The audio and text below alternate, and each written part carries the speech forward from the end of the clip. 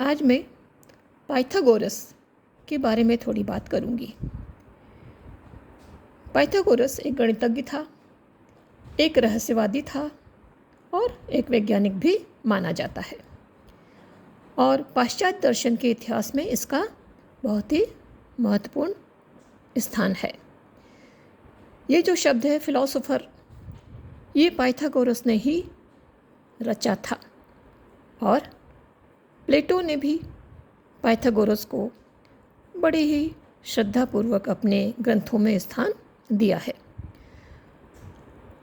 उसके जीवन के बारे में बहुत कम सही जानकारी मिल पाती है। फिर भी ये तय है कि उसका जन्म 580 ईसा पूर्व सेमोस में हुआ था और वो लगभग अपने आधे जीवन तक यहीं रहा। थियोन नामक एक महिला जो कि काफ़ी विदुषी थी, उससे उसका विवाह हुआ और उसने कुछ समय बाद जो वहाँ का तत्कालीन राजा था पोलोक्रेटस, इस राजा ने किसी कारण से पाइथागोरस के लिए नाराज़ी पाल ली, तो इस कारण पाइथागोरस ने वो जगह ही छोड़ दी। अब वो दक्षिण इटली के क्रोटोन नामक एक प्लेस पर पहुंचा और यहाँ पे स्थायी रूप से बस गया। यही उसने पाइथागोरियन संप्रदाय स्थापित किया। एक धार्मिक संप्रदाय था ये, जो बहुत जल्दी पॉपुलर हो गया। लेकिन हुआ ये कि कुछ कारण से उसके संप्रदाय को वहाँ के नागरिकों का गुस्सा मोल लेना पड़ा और इस बार फिर से उसे अपना स्थान बदलना पड़ा। अब दक्षिण इटली के ही मोटा पोंशियस, कुछ इसी तरह का नाम है, कि जहाँ उस जगह पर वो चला गया और मृत्यु पर्यंत वहीं रहा। पाइथागोरस के नाम से बहुत रचनाएं मिलती हैं, लेकिन ये माना जाता है कि वे रचनाएं खुद उसने नहीं बल्कि उसके समर्थकों ने, प्रशंसकों ने या शिष्यों ने लिखी हैं। कहते हैं कि पाइथागोरस ने कुछ भी नहीं लिखा। अब उसके जो धार्मिक विचार हैं उनको हम देख लें। मूल रूप से वो एक धार्मिक और नैतिक उपदेशक था। आर्थिक धर्म से वो काफ़ी प्रभावित था और मानता था कि आत्मा अजर अमर है, मृत्यु के बाद वो नष्ट नहीं हो जाती, उसे फिर से जन्म लेना पड़ता है। लेकिन पाइथागोरस कहता है कि शरीर आत्मा के लिए एक बंधन बनाता है, इसलिए शरीर से मनुष्य को मानसिक रूप से, आत्मिक रूप से जुड़ाव नहीं महसूस करना चाहिए, यानी कि शरीर से उसे अनासक्त रहना चाहिए। लेकिन वो ये नहीं कहता कि शरीर से मोक्ष पालो और इसके लिए आप आत्महत्या का सहारा लो। नहीं, वो मानता था कि मानव का शरीर ईश्वर की संपत्ति है, इसलिए उसे नष्ट करने का मनुष्य को किसी प्रकार का कोई अधिकार नहीं होना चाहिए। प्लेटो, याद रखिए कि उसके इन विचारों से बेहद प्रभावित था। पाइथागोरस का जो संप्रदाय था उसमें मांसाहार का निषेध किया जाता था। आहार व्यवहार के कुछ कड़े नियम थे जिनका पालन करना जरूरी था, जैसे जो वस्तुएं नीचे गिर जाती हैं उन्हें नहीं उठाना, फली जो होती हैं, फलियाँ, बीन्स, उनको नहीं खाना, और जो सफ़ेद मुर्गी या मुर्गा होता है उसको तो छूना भी नहीं, रोटी को टुकड़े नहीं करके खाना। हमारे यहाँ रोटी बड़ी होती है तो हम उसके पीस करते हैं, हो सकता है वहाँ रोटी छोटी होती हो तो रोटी को नहीं तोड़ना, और जो क्रास होता है उसको नहीं लांघना, लोहे से अग्नि को कुरेदना नहीं, माला जो होती है उसको नहीं तोड़ना, किसी भी जानवर का जब मांस खाया जाता है तो उसके हृदय को नहीं खाना,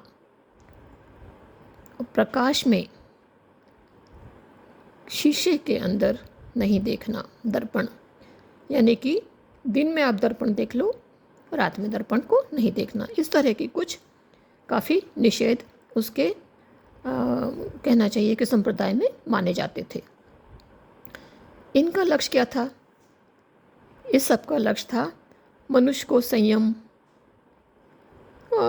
इंद्रिय निग्रह और मितव्ययता और त्याग आदि की शिक्षा देना। लेकिन पाइथागोरस केवल इतने पे ही अपने आप को सीमित नहीं रखता था। गणित में भी हम उसकी काफ़ी दखल पाते हैं, खास करके रेखा गणित में।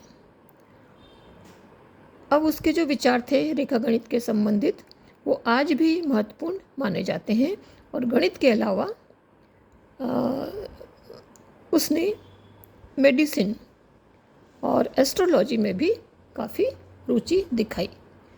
गणित में यानी कि रेखा गणित में पाइथागोरियन थ्योरम तो गणित के विद्यार्थी जानते ही हैं।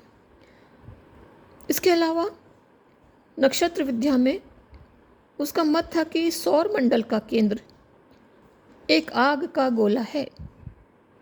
लेकिन ध्यान दीजिए कि उसने इसे सूर्य नहीं कहा है। वो कहता है कि इसी आग के गोले के चक्कर सूर्य भी लगाता है। अब मैं बात करूंगी उसके दर्शन पे, मूल तत्व की। क्या है इस विश्व का मूल तत्व? क्या है हमारा मूल तत्व? दर्शन इस बात को लेकर काफ़ी सचेत रहा है। तो पाइथागोरस ने मूल तत्व के बारे में जो अपने विचार प्रकट किए हैं, उनमें हम देखें कि जो ग्रीक माइलेशियंस दार्शनिक थे, उनकी विशेषता थी कि उन्होंने किसी भौतिक तत्व को ही मूल तत्व माना था, चाहे वो सविशेष हो या निर्विशेष। पाइथागोरस ने यहाँ पाश्चात्य दर्शन को एक नया मोड़ दिया। उसने द्रव्य के बदले आकार को समझाने की कोशिश की। उसने इस आकार को अतीन्द्रिय, सामान्य और विज्ञान रूप कहा है। अतीन्द्रिय यानी स्पिरिचुअल, सामान्य हम कहेंगे यूनिवर्सल, विज्ञान रूप यानी कि आइडिया। और इसी के मूल में क्या है? संख्या। इसी संख्या या नंबर को पाइथागोरस ने मूल तत्व माना है। क्यों? क्योंकि वो कहता है कि ये जो संख्या है ये यूनिवर्सल होती है, सार्वभौम होती है। एक देखिए आप, एक जो नंबर है, दो जो नंबर है, 10 नंबर, ये ऐसा नहीं होगा कि अमेरिका में कुछ अलग होगा, 2 और 2 4 हमारे यहाँ होते हैं, वहाँ 2 और 2 8 होंगे, ऐसा नहीं है। नंबर जो है वो यूनिवर्सल है, सार्वभौम है। तो संसार की जितनी भी वस्तुएं हैं उनके मूल में कोई और द्रव्य हो न हो, पाइथागोरस कहता है कि संख्या जरूर होती है। संख्या जल, वायु आदि की अपेक्षा ज़्यादा मौलिक होती है। ये अदृश्य है, अस्पर्श है, आप इसे छू नहीं सकते, आप इसे देख भी नहीं सकते। जब भी देखोगे आप संख्या के रूप में वस्तुओं को देखोगे, जब भी छुओगे आप संख्या को नहीं छू सकते, उतनी संख्या की वस्तुओं को छुओगे। तो ये जो बात है ये आवश्यक रूप से नंबर जो है वो हर वस्तु में मौजूद होता है। हम रूप, रस, रंग, गंध, स्पर्श आदि के बिना इस जगत की कल्पना कर सकते हैं, लेकिन पाइथागोरस मानता है कि संख्या के बिना इस जगत की कल्पना नहीं की जा सकती। यहाँ हम देखें कि जब वो संख्या को जगत का मूल तत्व बताता है तो बड़ा अजीब सा लगता है, लेकिन जो पाइथागोरस था वो गणित प्रेमी था, संगीत प्रेमी था, रहस्यवाद का थोड़ा सा पोषक था, तो उसके लिए ये बिल्कुल स्वाभाविक था। संगीत और गणित के लिए एक समान अनुपात, एक अनुरूपता, एक सामंजस्य आदि ये चीज़ें जो हैं ये महत्वपूर्ण होती हैं, और इन्हें हम बिना संख्या के नहीं समझा सकते। अब वो मूल तत्व के रूप में संख्या को उसने एक इकाई के रूप में मान्यता दी है। लेकिन इस इकाई के साथ अनेक का विरोध नहीं होता। अनेक खुद इकाइयों का एक ग्रुप है, समूह है। तो इस प्रकार इस अनेक में भी एकता विद्यमान है। ये उसने संख्या की पहली विशेषता बताई है। अब इस संख्या की दूसरी विशेषता पे वो आता है। वो कहता है कि इसका सम और विषम होना, यानी कि ऑड एंड इवन होना ही इसकी अगली विशेषता है।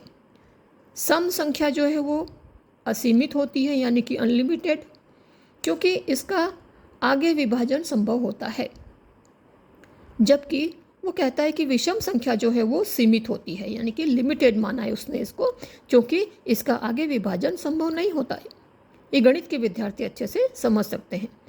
आगे चल कर के पाइथागोरियन संप्रदाय में सम को अंधेरा या वायु और विषम को अग्नि अथवा प्रकाश कहा गया। अब हम थोड़ा और देखें कि पाइथागोरस ने संख्या के द्वारा जगत के निर्माण की बात कही है। तो वो बताता है कि उसके सिद्धांत में संख्या से किस प्रकार से इस विश्व का निर्माण हुआ, इसके उल्लेख हमें अरस्तु के कुछ ग्रंथों में मिलते हैं। वो मानता है कि सबसे पहले असीम से, यानी कि अनलिमिटेड से इकाई यानी कि यूनिट की उत्पत्ति हुई। किस प्रकार हुई इसे उसने नहीं बताया।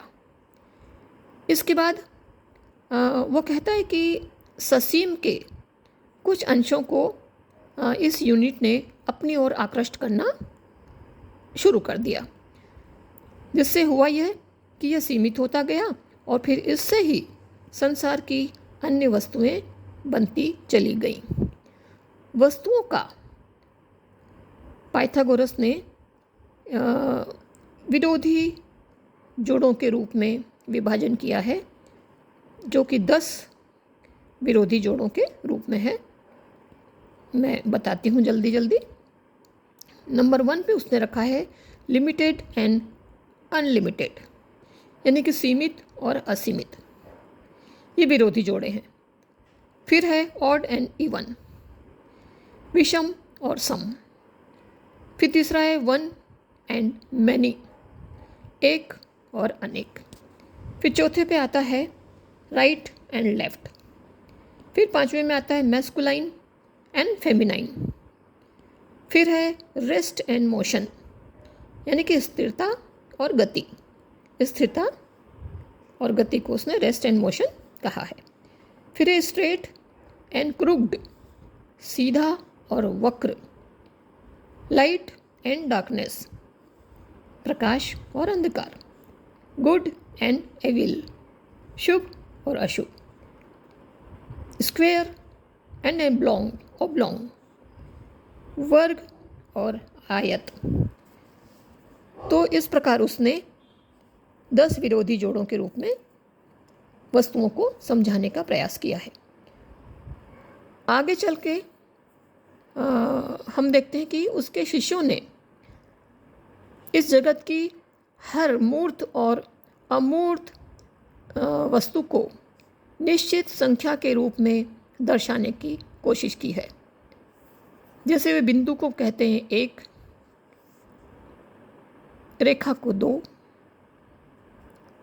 समतल को 3, धन यानी कि प्लस को 4, भौतिक गुण को 5, जीवत्व को 6, चैतन्य, स्वास्थ्य, प्रेम, ज्ञान आदि को 6 कहते थे। लेकिन वास्तव में हर वस्तु की संख्या निश्चित करना कोई आसान काम नहीं है। फिर इनके पास कोई स्पष्ट दिशा निर्देशन भी नहीं था कि जिससे ये तय हो सकता कि किस वस्तु की संख्या यही होगी। यही कारण है कि आगे चलकर इस संप्रदाय में इस बारे में लगातार मतभेद बनते रहे, बढ़ते रहे। और क्योंकि पाइथागोरस खुद वहाँ नहीं था जवाब देने के लिए, इसलिए ये मतभेद का बनना और विकसित होना चलता रहा। बावजूद इसके भी कि इसकी बेहद आलोचना की गई, पाइथागोरस का संख्या का सिद्धांत बहुत महत्वपूर्ण माना जाता है और पाश्चात्य दर्शन में उसने अपने इन तमाम मतों से एक बहुत ही सम्मानजनक महत्वपूर्ण स्थान हासिल किया है। प्लेटो, अरस्तु दोनों इससे बेहद प्रभावित थे और उन्होंने अपने अपने ग्रंथों में इसका जिक्र भी बड़े सम्मान और श्रद्धा के साथ किया है। तो आज केवल इतना ही। अगर वीडियो अच्छा लगा तो लाइक शेयर करें। वीडियो देखने के लिए धन्यवाद।